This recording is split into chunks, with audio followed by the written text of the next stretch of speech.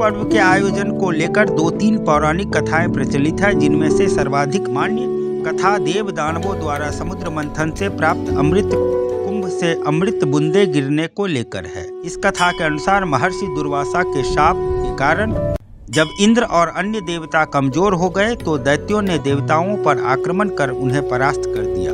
तब सब देवता मिलकर भगवान विष्णु के पास गए और उन्हें सारा वृतांत सुनाया। तब भगवान विष्णु ने उन्हें दैत्यों के साथ मिलकर क्षीर सागर का मंथन करके अमृत निकालने की सलाह दी। भगवान विष्णु के ऐसा कहने पर संपूर्ण देवता दैत्यों के साथ संधि करके अमृत निकालने के यत्न में लग गए। अमृत कुंभ के निकलते ही देवताओं के इशारे से इंद्रपुत्र जयंत अमृत कलश को लेकर आकाश में उड़ गया। उसके बाद दैत्य गुरु शुक्राचार्य के आदेशानुसार दैत्यों ने अमृत को वापस लाने के लिए जयंत का पीछा किया और घोर परिश्रम के बाद उन्होंने बीच रास्ते में ही जयंत को पकड़ा। तत्पश्चात अमृत कलश पर अधिकार जमाने के लिए देव दानवों में 12 दिन तक अविराम युद्ध होता रहा। इस परस्पर मारकाट के दौरान पृथ्वी के 4 स्थानों प्रयाग, हरिद्वार, उज्जैन, नासिक कलश से अमृत बूंदे गिरी थी। उस समय चंद्रमा ने घट से प्रश्रवण होने से, सूर्य ने घट फूटने से, गुरु ने दैत्यों के अपहरण से एवं शनि ने देवेंद्र के भय से घट की रक्षा की। कलह शांत करने के लिए भगवान ने मोहिनी रूप धारण किया, यथाधिकार सबको अमृत बांटकर पिला दिया। इस प्रकार देव दानव युद्ध का अंत किया गया। अमृत प्राप्ति के लिए देव दानवों में परस्पर 12 दिन तक निरंतर युद्ध हुआ था। देवताओं के 12 दिन मनुष्यों के 12 वर्ष के तुल्य होते हैं, अतएव कुंभ भी 12 वर्ष के बाद होते हैं। उनमें से 4 कुंभ पृथ्वी पर होते हैं और शेष 8 कुंभ देवलोक में होते हैं, जिन्हें देवगण ही प्राप्त कर सकते हैं। मनुष्यों की वहां पहुंच नहीं है। जिस समय में चंद्रादिकों ने कलश की रक्षा की थी, उस समय की वर्तमान राशियों पर रक्षा करने वाले चंद्र सूर्यादिक ग्रह जब आते हैं, उस समय कुंभ का योग होता है। अर्थात जिस वर्ष जिस राशि पर सूर्य, चंद्रमा और बृहस्पति का संयोग होता है, उसी वर्ष उसी राशि के योग में जहाँ जहाँ अमृत बूंद गिरी थी, वहाँ वहाँ कुंभ पर्व होता है।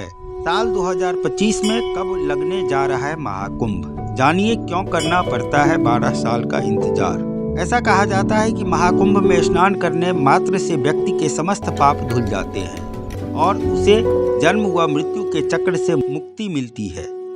इसकी शुरुआत मकर संक्रांति के साथ होती है और इसका समापन महाशिवरात्रि के दिन होता है। ऐसे में चलिए जानते हैं कि साल 2025 में कुंभ मेला कब लगने जा रहा है। हिंदू धर्म में कुंभ मेले को बहुत ही खास माना जाता है। कुंभ की भव्यता और मान्यता का अंदाजा आप इसी बात से लगा सकते हैं कि कुंभ में स्नान करने के लिए लाखों करोड़ों श्रद्धालुओं की भीड़ जुटती है। अगला महाकुंभ प्रयागराज इलाहाबाद में आयोजित होने जा रहा है। इसका आयोजन केवल सिर्फ प्रयागराज, हरिद्वार, उज्जैन और नासिक में ही होता है। आखिर जानना चाहते हैं क्यों लगता है महाकुंभ?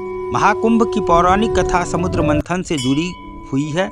कथा के अनुसार जब एक बार राक्षसों और देवताओं के बीच समुद्र मंथन हुआ तो इस दौरान मंथन से निकले सभी रत्नों को आपस में बांटने का फैसला हुआ।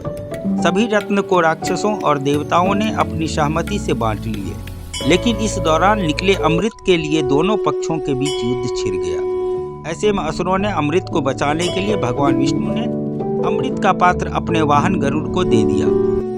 असुरों ने जब देखा कि अमृत गरुड़ के पास है तो वह इसे छीनने का प्रयास करने लगे। इस छीना झपटी में अमृत की कुछ बूंदें धरती की 4 जगहों पर यानी प्रयागराज, हरिद्वार, उज्जैन और नासिक में गिरी। जहाँ जहाँ यह बूंदें गिरी थी, आज वहीं पर 12 सालों के अंतराल में कुंभ मेले का आयोजन होता है। इसीलिए 12 साल में होता है। आयोजित समुद्र मंथन के दौरान देवताओं और राक्षसों के बीच अमृत पाने को लेकर 12 दिनों तक लड़ाई चली थी। वही शास्त्रों के अनुसार देवताओं के 12 दिन मनुष्य के 12 वर्षों के समान होते हैं। इसलिए महापर्व कुंभ प्रत्येक स्थल पर 12 वर्ष बाद लगता है। वहीं 12 साल में कुंभ लगने का एक कारण बृहस्पति ग्रह की गति को भी माना जाता है, जो इस प्रकार है। जब बृहस्पति ग्रह वृषभ राशि में हो और इस दौरान सूर्य देव मकर राशि में आते हैं तो कुंभ मेले का आयोजन प्रयागराज में होता है। इसी तरह जब बृहस्पति कुंभ राशि में हों और इस दौरान सूर्य देव मेष राशि में आते हैं तो कुंभ आयोजन हरिद्वार में होता है। सूर्य और बृहस्पति जब सिंह राशि में हों तब महाकुंभ मेला नासिक में लगता है। जब देवगुरु बृहस्पति सिंह राशि में हों और सूर्य मेष राशि में हों तो कुंभ का मेला उज्जैन में लगता है। धन्यवाद। हर हर गंगे हर हर गंगे नमः पार्वती पतये हर हर महादेव। ओम नमः शिवाय। ओम शिवार्पणमस्तु।